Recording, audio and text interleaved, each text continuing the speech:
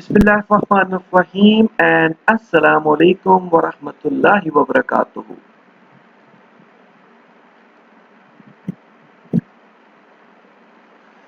Okay, welcome to Quran class. आज की Quran class में अल्हम्दुलिल्लाह हम बाब अव्वल सबक नंबर 3 सूरतुल फातिहा की आयत नंबर 1 उसका हिस्सा दोम पढ़ेंगे, उसका दूसरा हिस्सा पढ़ेंगे। लेकिन हमेशा की तरह सबसे पहले अल्लाह का नाम और दुआ, और ये आपने मेरे साथ पढ़ना होता है। शुरू करते हैं। बिस्मिल्लाहिर्रहमानिर्रहीम। रब्बि ज़िदनी इल्मा, ऐ मेरे रब मेरे इल्म में इजाफा फरमा। आज का हमारा प्लान इंशाअल्लाह, आज हम सूरतुल फातिहा की आयत अल्हम्दुलिल्लाहि रब्बिल आलमीन के दूसरे हिस्से यानी रब्बुल आलमीन का मुतालिया करेंगे। रब्बुल आलमीन के मानी और मफहूम का मुतालिया करेंगे इंशाअल्लाह। राइट, तो हमने पहले तो पढ़ा था ना, ये वाला हिस्सा पढ़ा था। कौन सा हिस्सा पढ़ा था हमने? ये वाला हिस्सा पढ़ा था अल्हम्दुलिल्लाह। और अब हम रब्बुल आलमीन, ये जो दूसरा हिस्सा है रब्बुल आलमीन के मानी और मफहूम का मुताला करेंगे इंशाअल्लाह। तो नेक्स्ट पेज पे चलते हैं जी, यहाँ से पढ़ेंगे। आयत अल्हम्दुलिल्लाह रब्बिल आलमीन का मतलब है तमाम तारीफें और कुल शुक्र अल्लाह ताला के लिए है जो तमाम जहानों का रब है। रब्बुल आलमीन में दो अल्फाज हैं, रब और आलमीन। अल आलमीन और लफ्ज़ रब एक रिश्ते का या ताल्लुक का नाम है, और रिश्ता या ताल्लुक हमेशा दो तरफा होता है, जैसे बाप और बेटा, उस्ताद और शागिर्द, या मालिक और नौकर।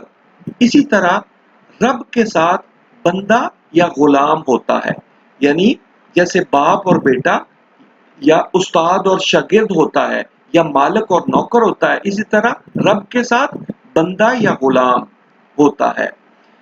तो इस आयत में रब्बुल आलमीन का मतलब ये है कि अल्लाह सुब्हानहू व तआला रब है और सारे आलम या सारे जहान इसके गुलाम हैं। ये बात समझने वाली है कि जो आयत रब्बुल आलमीन का मतलब ये है कि अल्लाह सुब्हानहू व तआला रब है और सारे आलम या सारे जहान उसके गुलाम हैं।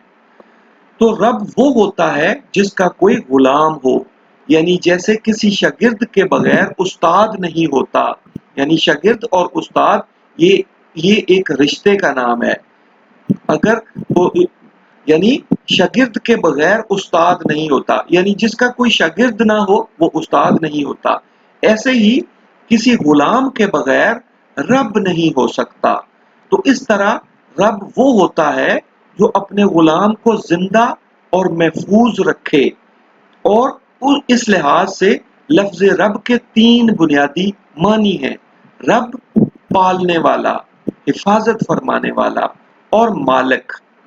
यानी अगर कोई गुलाम नहीं होगा, अगर गुलाम जिंदा नहीं रहेगा, गुलाम जो है वो उसकी कोई हिफाजत नहीं होगी, तो फिर रब जो है वो किसका होगा? यानी रब वो होता है जिसका कोई गुलाम हो। तो रब को अपना अपना जो अपने गुलाम को बचाना होता है, उसको पालना होता है ताकि वो रब हो, यानी उसका गुलाम रहे।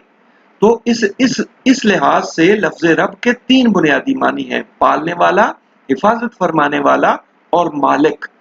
तो जब हम कहते हैं कि अल्लाह ताला हमारा रब है, तो असल में हम कहते हैं कि अल्लाह ताला ही हमें पालने वाला है, अल्लाह ताला ही हमारी हिफाजत फरमाने वाला है, और अल्लाह ताला ही हमारा मालिक है। ये तीन चीजें हम कहते हैं। अल आलमीन आलम की जमा है। एक आलम एक जहान को, एक दुनिया को कहते हैं, जैसे आलम नबातात दरख्तों और पौधों की दुनिया, आलम हैवानात जानवरों की दुनिया, आलम हशरात कीड़े मकोड़ों की दुनिया, आलम जिन्नात जिन्नों की दुनिया, आलम फल्कियात आसमान की और चांद सितारों की दुनिया।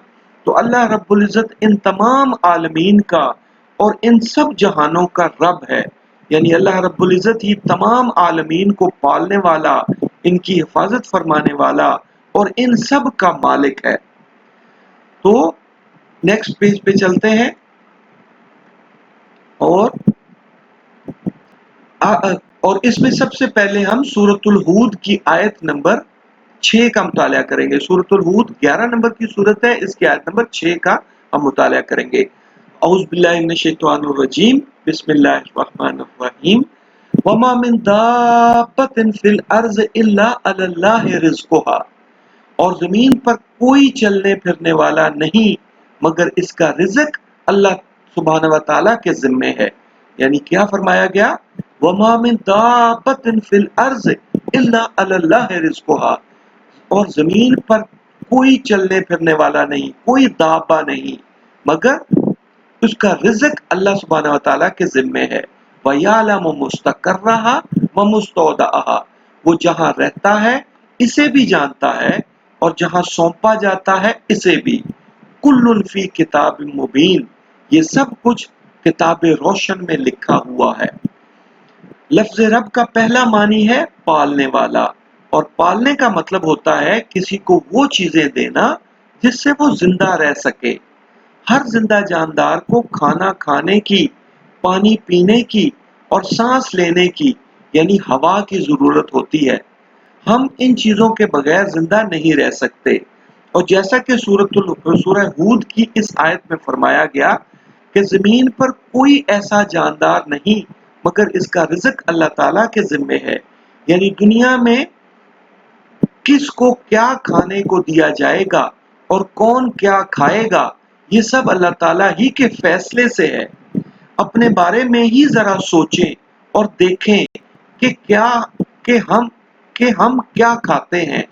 क्या हम हमेशा हर चीज अपनी मर्जी से खाते हैं? ये जरा सोचना है कि क्या हम हमेशा हर चीज अपनी मर्जी से खाते हैं? नहीं। जरा गौर करें तो एहसास होगा कि बहुत सी चीजें हम अपनी मर्जी और अपने इरादे से नहीं खाते, बल्कि हमें वो चीजें खाने को मिल जाती हैं। और ये भी याद रखें कि जो चीजें हम अपनी मर्जी से खाते हैं वो भी हमें अल्लाह ताला की इजाजत से ही मिलती हैं। वरना बहुत से लोग ऐसे हैं जो चाह कर भी अपनी मर्जी से नहीं खा सकते और इन्हें कड़वी कसैली दवाइयां खानी पड़ती हैं। तो इस बात पर पूरा ईमान रखें कि हमें जो भी खाने को मिलता है वो अल्लाह ताला ही की तरफ से मिलता है।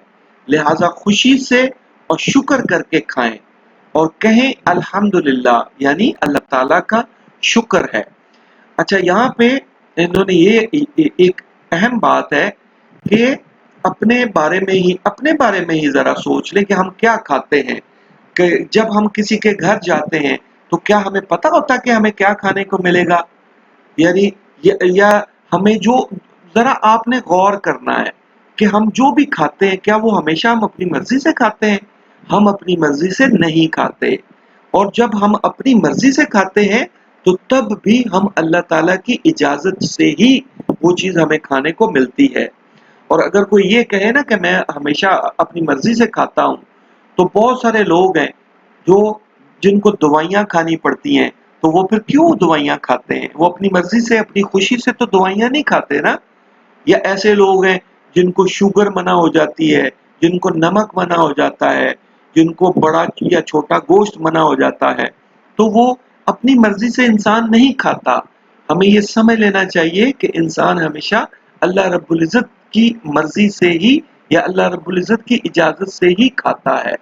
क्योंकि दुनिया में जमीन पर कोई चलने फिरने वाला जानवर नहीं मगर उसका रिज़्क अल्लाह ताला के हवाले है। अल्लाह ताला ही खाने को देते हैं हमें। तो ये बात बहुत जरूरी है समझना।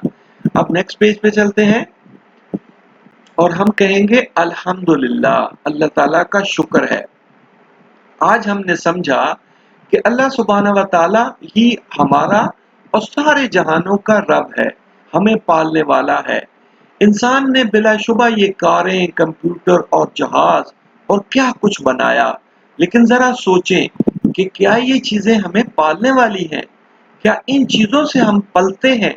क्या ये चीजें हमें जिंदा रखती हैं? नहीं। यानी हमें ये कारें, कंप्यूटर, जहाज, ये चीजें तो जिंदा नहीं रखती ना।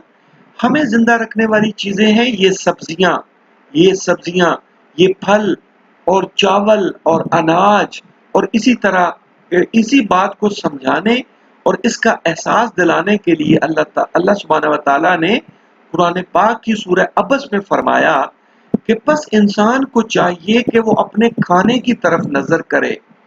بے شک ہم ہی نے پانی برسایا، پھر ہم ہی نے زمین کو چیرا پھاڑا، پھر ہم ہی نے اس میں اناج اگایا اور انگور اور ترکاری اور زیتون اور کھجوریں اور گھنے گھنے باغ اور میوے اور چارہ، یہ سب کچھ تمہارے اور تمہارے چارپایوں کے لیے بنایا.